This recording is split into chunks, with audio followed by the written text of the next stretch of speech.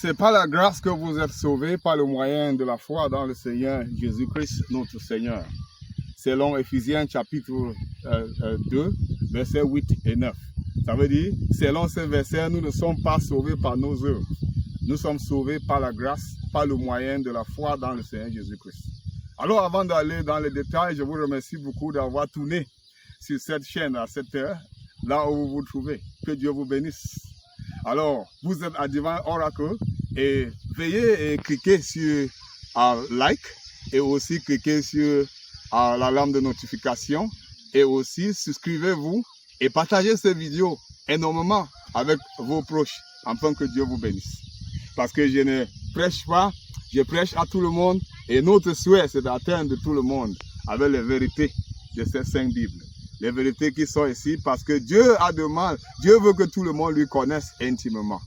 Dieu veut avoir des relations intimes, des relations idéales avec les hommes sur terre, afin que ces relations les amènent à la vie éternelle.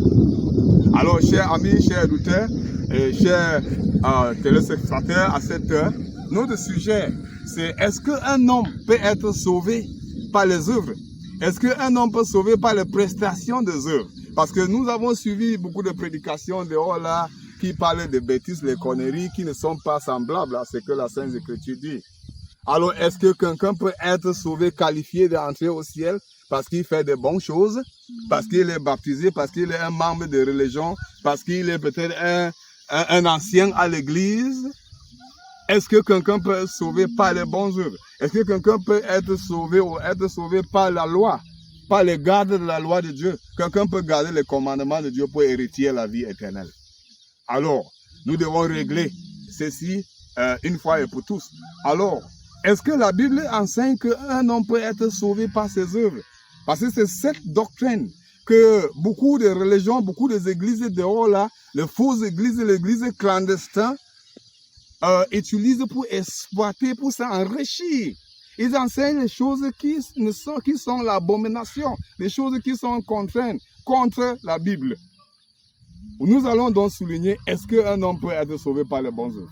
Selon le verset que je viens de vous citer, c'est clair là-bas, que nous sommes sauvés par la grâce, par le moyen de la foi, et non par les œuvres, afin que quelqu'un ne se glorifie. Ça veut dire que être enfant de Dieu n'est pas au-delà de ma force. Être enfant de Dieu est qualifié d'entrer au paradis, c'est pas la grâce de Dieu, c'est pas la miséricorde de Dieu, ce n'est pas par moi-même. Qu'est-ce que donc la Bible dit dans les autres passages sur ces sujets? Dans Tite chapitre 3, verset 5, la Bible dit que ce n'est pas à cause de bonnes œuvres que nous aurions fait, mais selon sa miséricorde, il nous a sauvés par quoi? Il nous a sauvés par sa miséricorde et par le lavage aux sanctifications de Dieu, régénération. Ça veut dire que le Seigneur Jésus-Christ nous régénère, il nous sauve selon sa pitié. Parce que le mot miséricorde, ça veut dire c'est la pitié. Dieu a eu pitié de quelqu'un et lui est racheté. Alors, selon ce verset, nous ne méritions pas d'être sauvés, mais nous sommes sauvés par la foi dans ce que Dieu a déjà fait. Dans Hébreux chapitre 9, verset 22, la Bible dit que sans effusion de sang, il n'y a pas le pardon du péché. Donc si le sang ne verse pas, et parle de sang saint, le sang d'une personne qui n'a jamais péché, le sang d'un juste.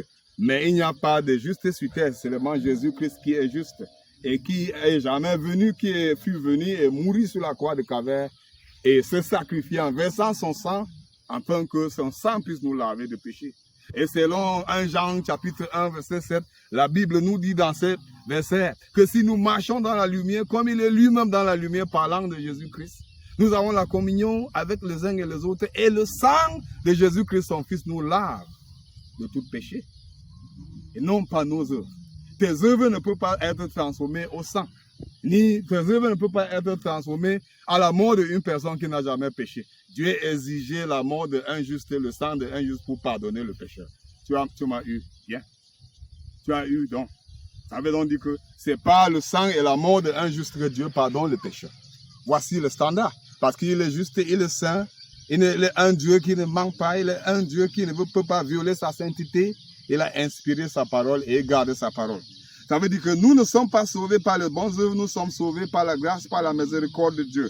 Selon 1 Corinthiens chapitre 15, verset 3, la Bible dit « Christ est mort pour nos péchés, pas pour ses propres péchés. » Il est mort, il a versé son sang pour nous. Romains 5, verset 8 nous dit que Dieu démontre son amour envers nous, en ce que lorsque nous étions encore des pécheurs, Christ est mort pour nous.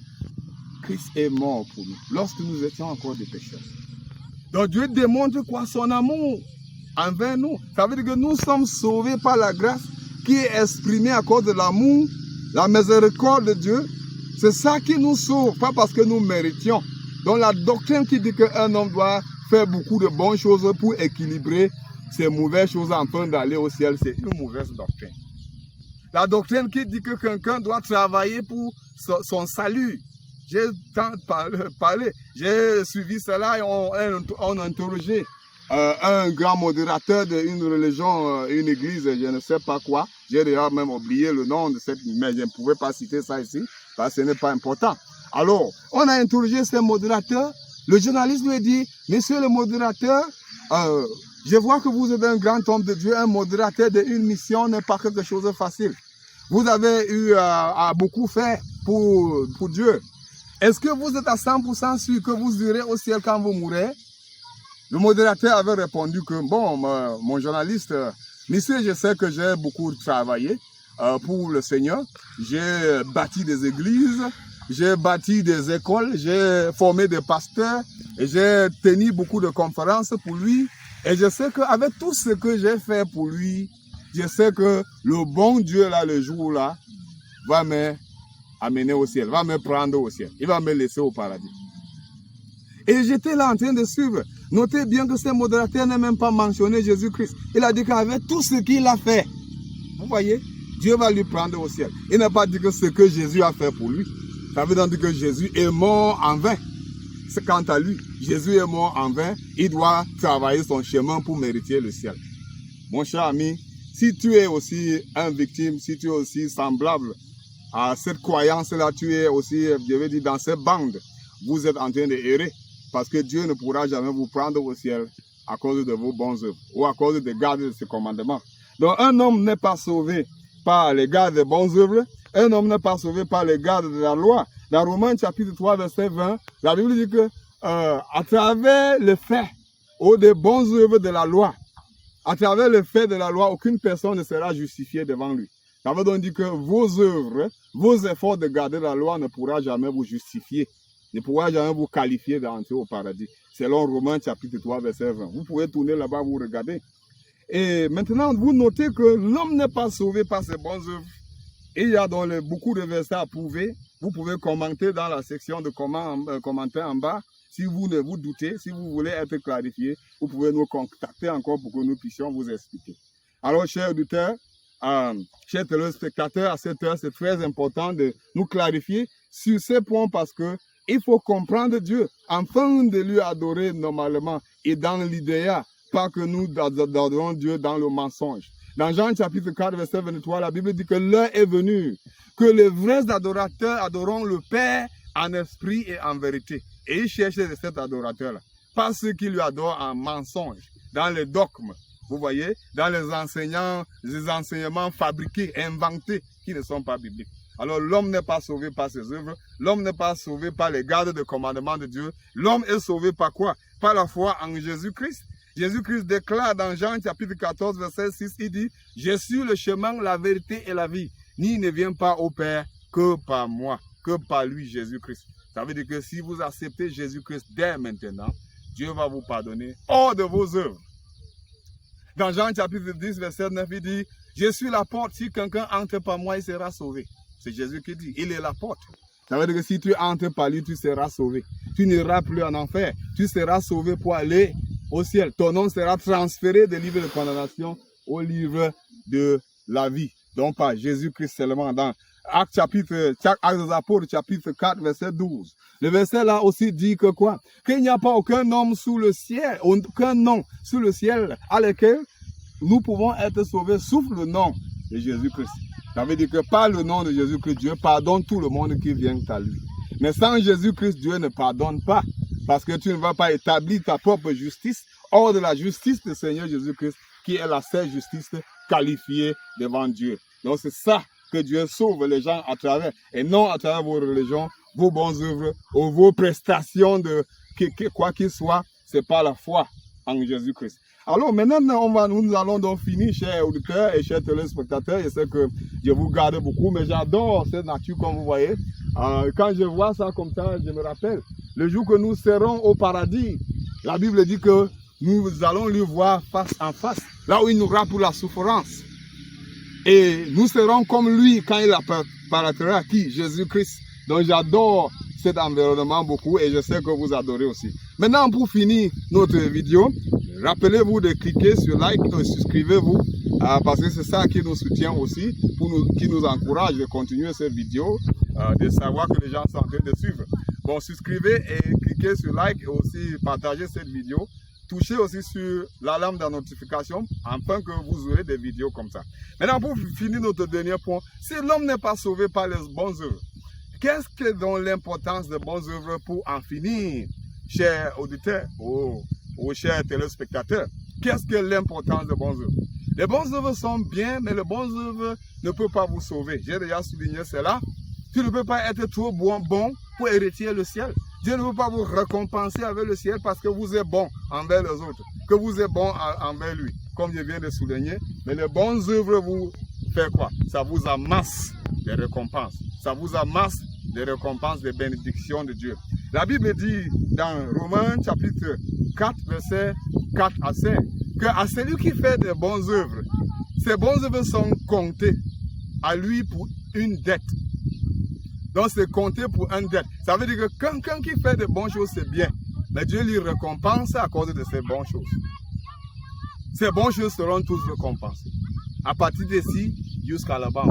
Dans 1 Corinthiens chapitre 3, la Bible dit que Dieu va récompenser chacun et chacune selon ses œuvres. Ça veut dire que celui qui fait les œuvres, c'est bien. Mais ce n'est pas pour la vie éternelle. La vie éternelle est donnée basée sur Jésus-Christ seul. Et non sur Jésus plus l'Église. Alors, les bonnes œuvres nous donnent quoi? Les bénédictions de Dieu, les récompenses de Dieu selon ce verset. Alors, les bonnes œuvres sont bien, mais les bonnes œuvres nous accordent pas la vie éternelle. Donc, chers téléspectateurs, merci d'avoir tourné sur cette plateforme à cette heure. Je n'ai pas pourvu que cette vidéo soit longue. J'ai seulement pensé qu'il y a cette politique dehors et il y a ces enseignements diaboliques, sataniques, qui fait dérégler beaucoup de gens. Dehors, là, il y a beaucoup qui s'en font de beurre, qui font beaucoup d'argent. Ils achètent des grosses voitures, ils construisent des grandes maisons, avec des agents qui frappent les gens dans les églises. Ils leur font contribuer de grandes sommes de l'argent et en leur promettant la vie éternelle. En leur promettant cette vie éternelle au paradis, alors que ce n'est pas ce que la Bible dit. La vie éternelle est gratuite, c'est un don. Si je pouvais vous donner cette Bible, par exemple, je dis voici un don pour vous, un cadeau. C'est un cadeau. C'est la grâce. Si vous recevez, c'est la grâce à vous. Mais si je vous demande quelque chose, je dis, bon, monsieur, vous savez, ou madame, vous savez que cette Bible, on a utilisé l'argent pour le fabriquer, payer aussi et supporter le ministère. Et que vous donnez même 1 franc pour cette Bible. Même si ce n'est pas le prix, on ne pourra plus appeler ça la grâce. Parce que vous avez payé quelque chose pour ça. La vie éternelle est gratuite dans la Bible. Selon Romains 6, verset 23, la Bible dit, le salaire du péché, c'est la mort, mais le don gratuit de Dieu, c'est la vie éternelle en Jésus-Christ. Un don gratuit, c'est la grâce. C'est quelque chose que tu n'as pas travaillé pour ça. Bon, que le Seigneur vous bénisse d'avoir suivi cette vidéo. N'allez pas sans souscrire comme vous connaissez déjà. Et vous allez nous suivre dans les prochaines vidéos. Je vous aussi conseille de retourner en arrière et voir les autres vidéos, parce que c'est la continuation de ce que nous avons commencé. Alors si vous avez des questions, nous aimons avoir vos questions dans la section de commentaires et vos propositions afin d'améliorer, parce que nous ne sommes pas les professionnels. Nous sommes les prédicateurs de l'évangile, surtout dans les endroits retirés, enclavés, comme vous voyez. Que Dieu vous bénisse, que Dieu vous bénisse et que Dieu vous bénisse et bonjour.